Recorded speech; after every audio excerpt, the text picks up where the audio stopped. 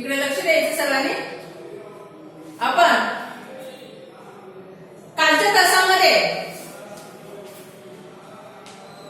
उष्णतेचे एकक म्हणजे काय याविषयी माहिती घेतली होती. आज आपल्याला विशिष्ट उष्माधारकता म्हणजे काय या विशिष्ट उष्माधारकतेला कोणत्या अक्षरात दर्शवतात याचे एकक काय आहे या ठिकाणी एक प्रयोग करून दाखवलेला आहे. तर समान वस्तुमान असलेले लोखंड Fe लोखंडाचा गोळा घेतलेला. नंतर तांबे Cu,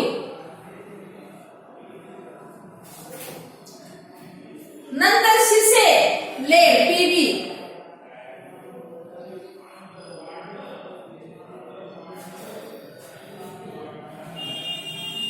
हे काय दिले एक तीन समान आकाराचे भरीव गोळे घेतलेले तीन धातूचे लोखंड तांबे आणि शिसे.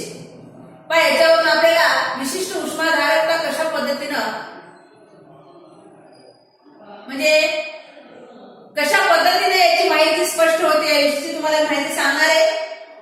हे तिन्ही गोळे काय करायचं तर उकळत्या पाण्यामध्ये काही काळ ठेवायचं. उकळलेलं पाणी त्याच्यामध्ये सोडायचं, काही वेळ ठेवायचं. उकळलेलं पाणी म्हणजे किती 100 डिग्री सेल्सिअस तापमान असते.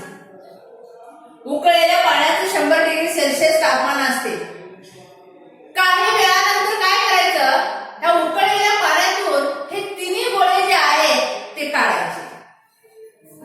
तिन्ही गोळ्याचं तापमान उकळत्या पाण्याच्या तापमाना एवढे म्हणजे 100 डिग्री सेल्सिअस होतं. त्यांना काय करायचं एक ट्रे घ्यायचा आणि तो ट्रे काय करायचं तर त्या ट्रे मध्ये मेण घ्यायचं आणि मेण घ्यायचं आणि हे जे गोळे आहेत हे गोळे त्या मेणावरती ठेवायचे. ठेवल्यानंतर काय होईल बा ठेवल्यानंतर हा जो गोळा आहे हा जास्त खोलवरती होते.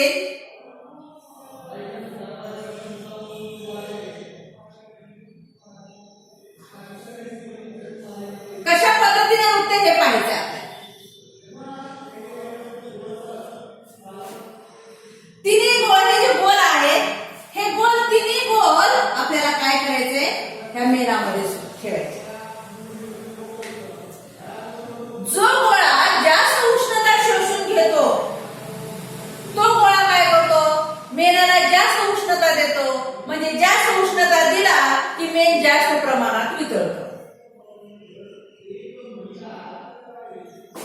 कारण मेण काय केले ट्रे मध्ये घेतलेले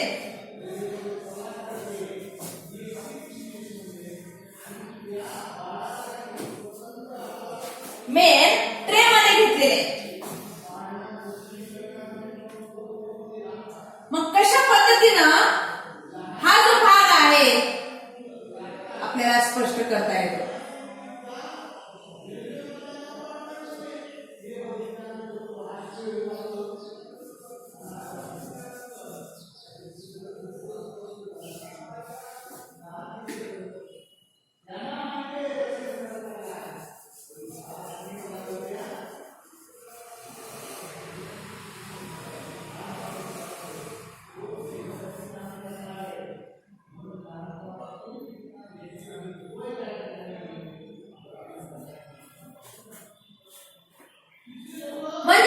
या ठिकाणी हा लोखंड आहे, हा तांबे आहे आणि हा शिसे आहे. म्हणजे गोळ्याची उष्णता जी आहे शोषून घेतली, घेतल्यानंतर ती उष्णता जी आहे ही मेणाला मिळाल्यामुळे दिल्यामुळे मेण जे आहे ही जास्त प्रमाणात वितळते आणि तो गोळा मेणामध्ये खोलवरती रुततो किंवा जातो. आता या कृतीमध्ये काय होतं, लोखंडाचा जो काही गोळा आहे हा जास्त खोलवरती जातो. त्याच्या पाठोपाठ तांब्याचा जो काही करा सगळेच गोळे कसे भरीव आहेत. आणि नंतर या ठिकाणी जो काही शिशा आहे त्याचा गोळा. म्हणजे गोळ्याने उकळत्या पाण्यातून जे काही घेतलेली उष्णता जी आहे ही उष्णता कशी आहे तर भिन्न, म्हणजे प्रत्येक धातूने भिन्न उष्णता जी आहे ती शोषून घेतलेली आहे. म्हणजे उष्णता शोषून घेण्याचा प्रत्येक गोळ्याचा जो काही गुणधर्म आहे तो गुणधर्म मात्र भिन्न आहे, वेगळा आहे. आणि या गुणधर्माच्याच आधारे काय केलेलं आहे म्हणजे हा जो गुणधर्म आहे अशा प्रकारच्या गुणधर्मालाच काय म्हणलेलं आहे तर विशिष्ट उष्माधारकता. प्रत्येक पदार्थाची उष्णता ग्रहण करण्याची क्षमता ही वेगळी असते, त्याला विशिष्ट उष्माधारकता असे म्हणतात. मग विशिष्ट उष्माधारकता म्हणजे काय तुम्हाला व्याख्या विचारली जाते. विशिष्ट उष्माधारकतेचं एकक विचारलं जातं. आता विशिष्ट उष्माधारकता एकक वस्तुमानाच्या पदार्थाचे तापमान. व्याख्या सगळ्यांनी लिहून घ्यायचे, वहीमध्ये लिहून ठेवायचे. एकक वस्तुमानाच्या पदार्थाचे तापमान 1 डिग्री सेल्सिअसने वाढवण्यासाठी लागणारी उष्णता म्हणजे एकक वस्तुमानाच्या पदार्थाचे तापमान 1 डिग्री सेल्सिअसने वाढवण्यासाठी लागणारी उष्णता म्हणजे त्या पदार्थाची विशिष्ट उष्माधारकता होय. आता विशिष्ट उष्माधारकता सी अक्षराने दर्शवतात. या विशिष्ट उष्माधारकतेचे एसआय पद्धतीतील एकक एसआय एकक. या विशिष्ट उष्माधारकतेचे एसआय पद्धतीतील एकक जे आहे हे एसआय पद्धतीतील एकक जूल पर केजी. जूल पर केजी किलोग्रॅम. जूल पर केजी डिग्री सेल्सिअस. सीजीएस पद्धतीतील एकक जूलच्या नंतर जूलचं जे काही एसआय पद्धतीतील एकक जे आहे जूलच्या उष्णतेचं calorie per gram degree Celsius. अंश सेल्सिअस डिग्री सेल्सिअस. आता विशिष्ट उष्माधारकता सी अक्षराने दर्शवले जाते. विशिष्ट उष्माधारकता सी अक्षराने दर्शवतात किंवा विशिष्ट उष्माधारकता जी आहे ती सी आहे. पदार्थाचे वस्तुमान यम आहे. उष्माधारकता विशिष्ट उष्माधारकता सी. वस्तुमान यम मास. विशिष्ट उष्माधारकता स्पेसिफिक हीट कॅपॅसिटी. उष्णता ग्रहण करण्याची कॅपॅसिटी किती आहे तर प्रत्येक पदार्थाची जी की उष्माधारकता जी आहे ती वेगवेगळी असते. पदार्थाचे तापमान डेल्टा टी. आता डेल्टा का दिलंय का टी म्हणजे टेम्परेचर. टी म्हणजे टेम्परेचर.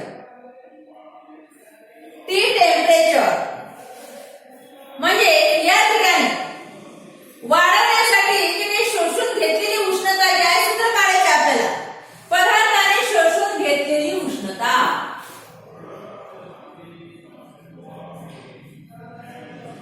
शोषून घेतलेली उष्णता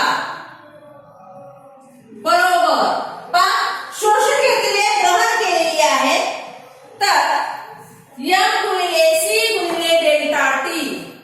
यम गुणिले सी गुणिले डेल्टा टी. आता पहा या ठिकाणी डेल्टा टी जे आहे तापमानातील वाढ. जर गमावलेली उष्णता जर असेल तर तापमानातील घट येईल. Delta T. मग या ठिकाणी शोषून घेतलेली ग्रहण केलेली उष्णता, मग ग्रहण केलेली म्हणजे उष्णतेमध्ये काय होते, वाढ होते, म्हणजे डेल्टा टी हे तापमानातील वाढ। जर या ठिकाणी शोषून घेतलेल्याच्या ऐवजी आपण पदार्थाने गमावलेली उष्णता असं जर सूत्र काढायचं झालं तर सूत्र तेच आहे, गमावलेली, गमाविलेली उष्णता। या ठिकाणी M गुणिले C गुणिले M म्हणजे वस्तुमान, C म्हणजे विशिष्ट उष्माधारकता, डेल्टा टी जर ग्रहण केलेली असेल तर तापमानातील वाढ आणि जर गमावलेली असेल तर तापमानातील घट। हे सूत्र आहे, हे सूत्र काय करायचं, लक्षात ठेवायचं, कारण आपल्याला या ठिकाणी उदाहरण घ्यायचे। उदाहरण आहे त्याचे शाब्दिक उदाहरण आहे विशिष्ट उष्माधारकतेची। आता उष्णतेची देवाणघेवाण कशा पद्धतीने होते, थंड आणि उष्ण पदार्थ या थंड आणि उष्ण वस्तूमध्ये उष्णतेची देवाणघेवाण झाल्यास उष्ण तापमान म्हणजे उष्ण वस्तूचं तापमान जे आहे ते जास्त असते, थंड वस्तूचं तापमान कमी असतं। परंतु हे तापमान दोन्ही वस्तूंचे तापमान सारखे होत नाही तोपर्यंत तापमानामध्ये बदल होत राहतो, म्हणजे तापमानाचं हस्तांतरण होतं। दोन वस्तू एकत्र आहेत, एक थंड एक गरम आहे, काय होतं, तापमानाचं हस्तांतरण होतं। तापमानाचं हस्तांतरण कसं होतं, उष्ण वस्तूकडून काय होते, थंड वस्तूकडे हस्तांतरण होत असते। कुठपर्यंत, जोपर्यंत तापमान समान होत नाही तोपर्यंत देवाणघेवाण, उष्णतेची देवाणघेवाण ही होत असते। तशाच पद्धतीने म्हणजे उष्ण वस्तूने गमावलेली जी काही उष्णता आहे ती थंड वस्तूने ग्रहण केलेल्या उष्णते एवढी असते। थंड असलेली जी काही आहे थंड वस्तूने ग्रहण केलेली उष्णता। आता विशिष्ट उष्माधारकतेचं जे काही मापन आहे आणि कॅलरी मापी, पदार्थाचे विशिष्ट उष्माधारकतेचे मापन हे विशेष पद्धतीने केलं जातं, करता येतं। यासाठी कॅलरी मापी या उपकरणाचा उपयोग केला जातो। गेल्या वर्षी आपण कॅलरी मापी म्हणजे काय याविषयीची माहिती घेतलेली आहे। उष्णता दिलेले जे काही स्थायू पदार्थ जे आहेत कॅलरी मापीतील पाण्यात टाकले असता उष्ण पदार्थाकडून कॅलरी मापीतील जे काही पाणी आणि कॅलरी मापी जे आहे यांच्यात उष्णतांचं स्थानांतरणाची क्रिया जी आहे ती चालू होत असते। म्हणून स्थायू पदार्थ, पाणी आणि कॅलरी मापी यांचे तापमान समान होईपर्यंत स्थानांतरणाची क्रिया ही चालू असते। म्हणजे उष्ण स्थायूनं गमावलेली जी काही उष्णता जी आहे ही कॅलरी मापीने ग्रहण केलेली उष्णता आणि पाण्याने कॅलरी मापीतील पाण्याने ग्रहण केलेली उष्णता यांची बेरीज म्हणजेच त्या स्थायूने गमावलेली उष्णता। म्हणजे स्थायूने गमावलेली जी काही उष्णता आहे ती किंवा अक्षरांत दर्शवतात। कॅलरी मापीने ग्रहण केलेली जी काही उष्णता जी आहे ही Q2 अक्षराने आणि कॅलरी मापीतील पाण्याने ग्रहण केलेली जी काही उष्णता आहे ती Q1 आणि कॅलरी मापीतील जे काही उष्णता जी आहे त्याला Q2 अक्षर आहे। म्हणजे Q बरोबर Q1 प्लस Q, म्हणजे कॅलरी मापीतील पाण्याने ग्रहण केलेली उष्णता आणि कॅलरी मापीने ग्रहण केलेली उष्णता आणि कॅलरी मापीतील पाण्यातील ग्रहण केलेली उष्णता यांच्या बरोबर ही जे काही ग्रहण केलेली स्थायू पदार्थाने गमावलेली उष्णता जी आहे ती असते। तर या ठिकाणी आपला पाठ संपलेला आहे। एक शाब्दिक उदाहरण तुम्हाला मी आता देणार आहे। हे उदाहरण मी 2-3 वेळेस वाचणार आहे, ते तुम्ही वहीमध्ये लिहून काढायचे। कोणकोणत्या राशीच्या किमती दिलेल्या आहेत ते पाहायचं आणि त्याच्यावरून सूत्र लिहून उदाहरण सोडवायचं आणि शेवटी एककाचा उपयोग करायचा, तर मार्क पूर्ण पडतात, अन्यथा मार्क कटतात। तर उदाहरण घ्या लिहून। 5 ग्रॅम वस्तुमान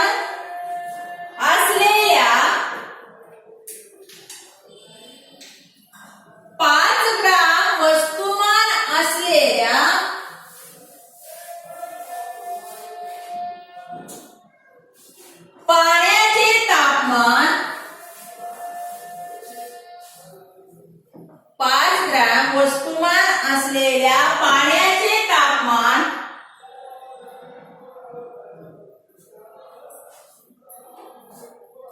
20 डिग्री सेल्सिअस पासून 20 डिग्री सेल्सिअस पासून 100 डिग्री सेल्सिअस पर्यंत 20 डिग्री सेल्सिअस पासून 100 डिग्री सेल्सिअस पर्यंत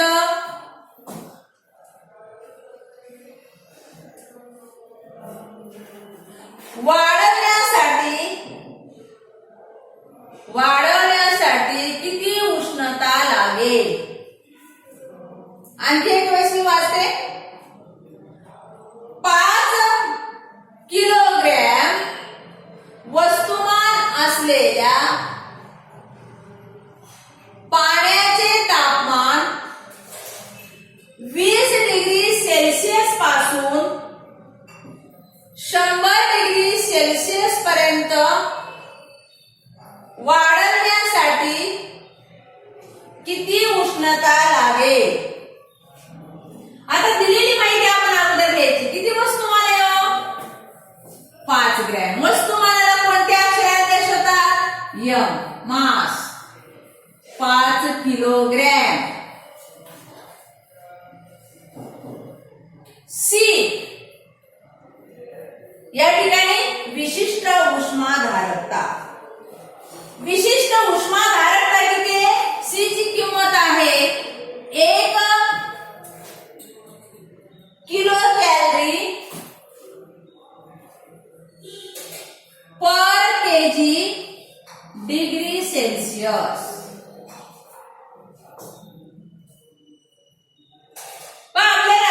या ठिकाणी आपण काय केले? पदार्थाने जी काही पदार्थ लागणारी जी काही उष्णता आहे ही आपल्याला काढायची आहे. तर या उष्णतेचं सूत्र काय आहे? तर एम गुणिले सी गुणिले डेल्टा टी. आता तापमानातील बदल काढायचे आपल्याला.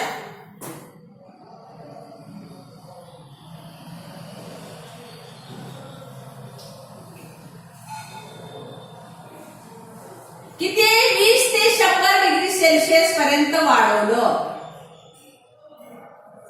किती आलं?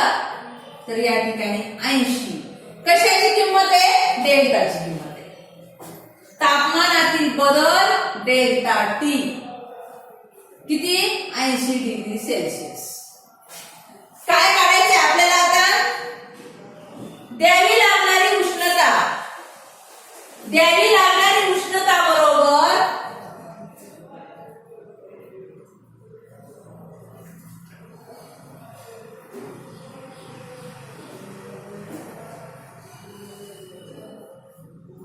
उष्णता बरोबर काय सूत्र येईल? वस्तुमान गुणिले विशिष्ट उष्माधारकता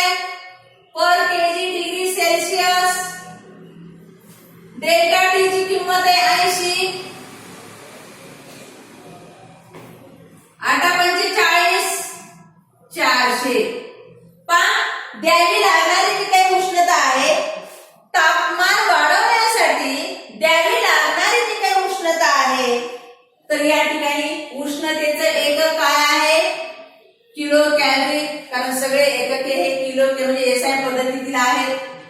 म्हणजे तापमान वाढवण्यासाठी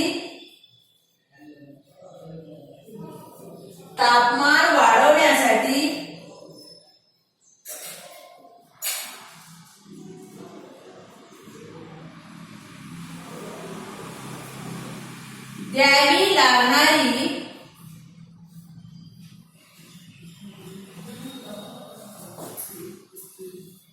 उष्णता बरोबर किती आलं? 400 किलो कॅलरी.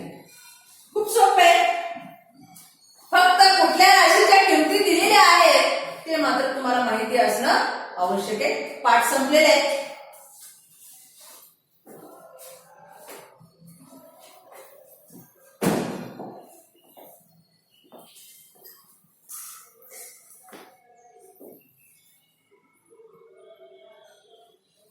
सर्वांनी